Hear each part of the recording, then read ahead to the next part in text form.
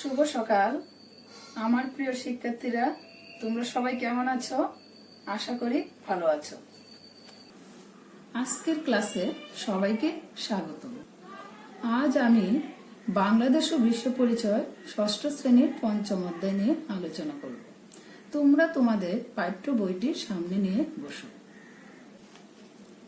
আজকের পাঠ সমাজের ধারণা ও সমাজ জীবনে প্রাকৃতিক ও ভৌগোলিক পরিবেশের প্রভাব। তোমরা দেখতে পাচ্ছ এখানে কতগুলো পিঁপড়ে দেখাচ্ছে। পিঁপড়েরা দলবদ্ধ হয়ে বসবাস করে। পশু পাখি ও কীট পতঙ্গের মাঝেও কিন্তু আমরা সংঘবদ্ধ জীবন দেখতে পাই। যেমন হাতি কিন্তু দল বেঁধে একসাথে চলাফেরা করে, আবার কোনো কোনো কাক বিপদে পড়লে দল বেঁধে সব কাক একসাথে তাকে বাঁচাতে চলে আসে। এখানে অনেকগুলো মৌমাছির চিত্র দেখানো হয়েছে। মৌচাকে মৌমাছি একত্রে থাকে, এটিও তোমার দলবদ্ধতার একটি চমৎকার উদাহরণ। চিত্রে দেখতে পাচ্ছি মানুষও আদিকাল থেকে দলবদ্ধ হয়ে বসবাস করছে। মানুষ একাকী বাস করতে পারে না। এই যে একসাথে থাকতে থাকতে মানুষের মধ্যে বিভিন্ন সম্পর্ক তৈরি হচ্ছে, এই সম্পর্কগুলোকে আমরা সামাজিক সম্পর্ক বলছি। মিলেমিশে থাকা একতাবদ্ধ এই মানব গোষ্ঠীকে সমাজ বলা হচ্ছে। আমরা কতগুলো চিত্র দেখতে পাচ্ছি কি করে মানুষ প্রাচীন যুগে খাদ্য সংগ্রহ করছে। একা আহারের ব্যবস্থা তখন ছিল কষ্টকর। প্রাচীনকালে যখন আমাদের এখনের মতো সমাজ ব্যবস্থা ছিল না, তখন আমরা যে সমাজে বাস করি, প্রাচীনকালে নিশ্চয় সমাজটা সেরকম ছিল না। প্রাচীন সময়ে মানুষকে প্রতিকূল পরিবেশের সাথে লড়াই করে টিকে থাকতে হয়েছে। তাই খাদ্য সংগ্রহ ও হিংস্র প্রাণীর আক্রমণ থেকে বাঁচার জন্য মানুষ দলবদ্ধভাবে বসবাস করার প্রয়োজনীয়তা অনুভব করে। পরের চিত্রে ছবিটিতে তোমরা দেখতে পাচ্ছ বেশ কয়েকজন মানুষ মিলে একটি পশুকে শিকার করছে। তখন একা আহারের ব্যবস্থা করা কষ্টকর ছিল, তাই তারা দলবদ্ধ হয়েছে। 3 নম্বর চিত্রে দেখতে পাচ্ছি প্রাচীন যুগে মানুষ যখন এখনের মতো নিরাপদে বাসস্থান ছিল না, তখন মানুষ বন জঙ্গলে বসবাস করত এবং একেবারে খোলা পরিবেশে। সেই জন্য মানুষকে বিভিন্ন বন্য পশুর আক্রমণ থেকে নিজেকে রক্ষা করা কষ্টসাধ্য ছিল। 4 নম্বর চিত্রে দেখতে পাচ্ছি একা আত্মরক্ষা কষ্টকর ছিল, তাই আত্মরক্ষার জন্য দলবদ্ধ হয়েছে। একটি পশুর আক্রমণ থেকে তারা দলগতভাবে সহজেই নিজেকে আত্মরক্ষা করতে পারত। এই যে দলবদ্ধ হলো, এতে করে কিন্তু আস্তে আস্তে সংঘবদ্ধ জীবনের শুরু এবং সমাজের শুরু। পাঠে সমাজের ধারণা। মানুষ একাকী বাস করতে চায় না। নিরাপদে ও শান্তিতে বেঁচে থাকার জন্য সবাই মিলেমিশে দলবদ্ধভাবে বাস করে। একসঙ্গে মিলেমিশে বসবাস করার ফলে মানুষে মানুষে আত্মীয়তা ও বন্ধুত্বের সম্পর্ক গড়ে উঠে সাহায্য সহযোগিতা, সহানুভূতি ও পারস্পরিক নির্ভরতার মতো বিভিন্ন সম্পর্ক। এসবই হচ্ছে সামাজিক সম্পর্ক। মিলেমিশে থাকা একতাবদ্ধ মানব গোষ্ঠীকে বলা হয় সমাজ। আমি আবারও বলছি, এক কথায় মিলেমিশে থাকা একতাবদ্ধ মানব গোষ্ঠীকে বলা হয় সমাজ। এখন আমরা জানব সমাজ গঠনের ধাপ। সমাজ গঠনের প্রথম ধাপ হচ্ছে পরিবার। প্রাচীনকালে সমাজ গঠনের আগে পরিবার বলতে কিছু ছিল না। মানুষকে প্রতিকূল পরিবেশের সাথে লড়াই করে বাঁচতে হতো। তাই খাদ্য সংগ্রহ ও হিংস্র প্রাণীর আক্রমণ থেকে বাঁচার জন্য মানুষ দলবদ্ধভাবে বসবাস করার প্রয়োজনীয়তা অনুভব করে। এভাবেই মানুষ সমাজ গড়ে তোলে। পরিবার থেকে গোত্র, সম্প্রদায় ও জাতিগোষ্ঠীতে ছড়িয়ে পড়েছে মানুষ। এভাবে ক্ষুদ্র থেকে বৃহৎ সমাজের উদ্ভব হয়েছে।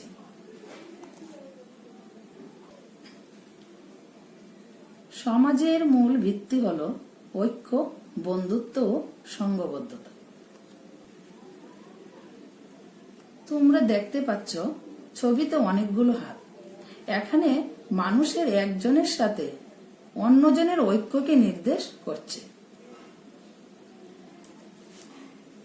মানুষের সাথে মানুষের বন্ধুত্ব নির্দেশ করছে, বন্ধুত্ব। সংঘবদ্ধতা।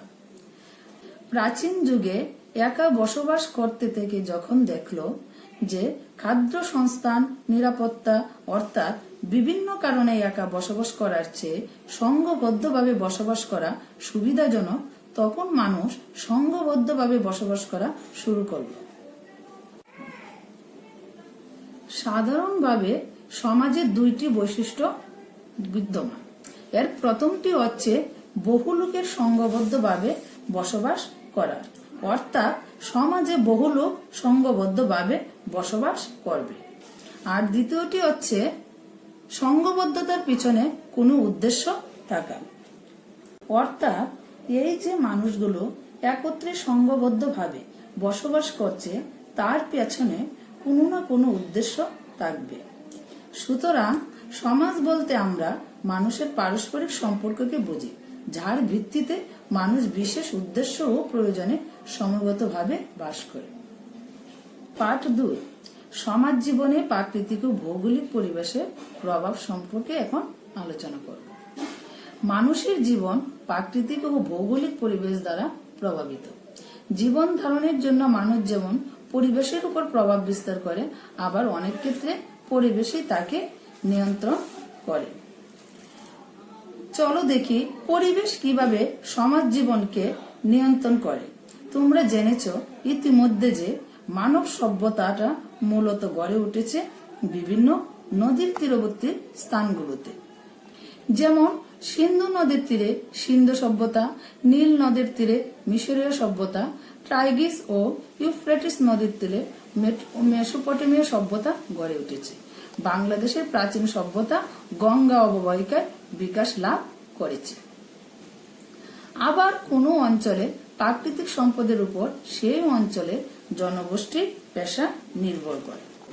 কিভাবে সেটা, যেমন ধরো কোনো একটি অঞ্চলে খনিজ পদার্থের সন্ধান পাওয়া গেছে, সেই খনিজ পদার্থকে উত্তোলন করার কাজে যে খনি শ্রমিকরা কাজ করে, সেই খনি শ্রমিকরা ওই অঞ্চলে আশেপাশে বসবাস করে। আবার শিল্প প্রতিষ্ঠানের কাছাকাছি একটা জায়গাতে শিল্প এলাকায় শিল্প শ্রমিক বাস করবে। অর্থাৎ আমরা বলতে পারি যে প্রাকৃতিক পরিবেশ কিন্তু মানুষের জীবনযাত্রাকে নিয়ন্ত্রণ করছে। তোমরা জানো যে বাংলাদেশ নদীমাতৃক দেশ হওয়ায় বেশিরভাগ অঞ্চলের যানবাহন নৌকা, লঞ্চ ও স্টিমার। আবার কোনো কোনো এলাকায় যানবাহন রেলগাড়ি, বাস, রিক্সা ও গরুর গাড়ি ইত্যাদি। শিক্ষার্থীরা, কুটির শিল্প বিকাশেও ভৌগোলিক পরিবেশের প্রভাব রয়েছে। নদীবহুল এবং অনুকূল আবহাওয়ার কারণে ঢাকার ডেমরায় তাঁতিরা বাস করে এবং এখানে বিখ্যাত ঢাকাই শাড়ি বোনা হয়। রাজশাহীতে রেশমি শাড়ি তৈরির জন্য বস্ত্রশিল্প গড়ে উঠেছে, কারণ এ অঞ্চলে তুঁত গাছ জন্মে এবং তুঁত গাছে রেশম কীট বাসা বাঁধে। ফরিদপুরের খেজুর গুড়, মুক্তাগাছার মন্ডা, টাঙ্গাইলের শাড়ি, সুন্দরবনের মধু, সিলেটের শীতলপাটি প্রভৃতি ওইসব এলাকার ভৌগোলিক পরিবেশের সাথে সম্পর্কিত। সোনারগাঁও এর বিখ্যাত মুসলিম শিল্প ও এ অঞ্চলের ভৌগোলিক পরিবেশ ও কাঁচামালের সহজলভ্যতার জন্য বিকাশ লাভ করেছিল। শুধুমাত্র জীবন জীবিকা বসবাসের স্থান নয়, এই প্রাকৃতিক বা ভৌগোলিক পরিবেশে পোশাক পরিচ্ছদ ও ঘরবাড়ির বৈশিষ্ট্য ভৌগোলিক পরিবেশের দ্বারা প্রভাবিত। শীত প্রধান অঞ্চলের মানুষ গরম পশমি কাপড় পরে, আর গ্রীষ্ম প্রধান এলাকার মানুষ পরে হালকা সুতি কাপড়। যেসব অঞ্চলে ঘন ঘন ভূমিকম্প হয় সেখানকার মানুষ ঘরবাড়ি তৈরি করতে কাঠ বেশি ব্যবহার করে। যেসব এলাকায় যোগাযোগ ব্যবস্থা উন্নত সেখানে সহজে শিল্পায়ন ঘটে এবং নগর গড়ে ওঠে। আমরা তাই বলতে পারি আমাদের সমাজ জীবনে প্রাকৃতিক ও ভৌগোলিক পরিবেশের প্রভাব ব্যাপক। তাহলে আজকের পাঠ 1 ও 2 আমরা কি কি জেনেছি? সমাজের ধারণা, সমাজের বৈশিষ্ট্য, সমাজের জীবনে প্রাকৃতিক ও ভৌগোলিক পরিবেশের প্রভাব। শিক্ষার্থীরা, তোমাদের বাড়ির কাজ হলো সমাজের ধারণা সম্পর্কে ব্যাখ্যা করো, সমাজ জীবনে প্রাকৃতিক ও ভৌগোলিক পরিবেশের প্রভাব সম্পর্কে বর্ণনা দাও। আমি আশা করব যে তোমরা তোমাদের পাঠ্য বইটি ভালোভাবে পড়ে নিবে। সবাইকে ধন্যবাদ। ভালো থেকো সবাই।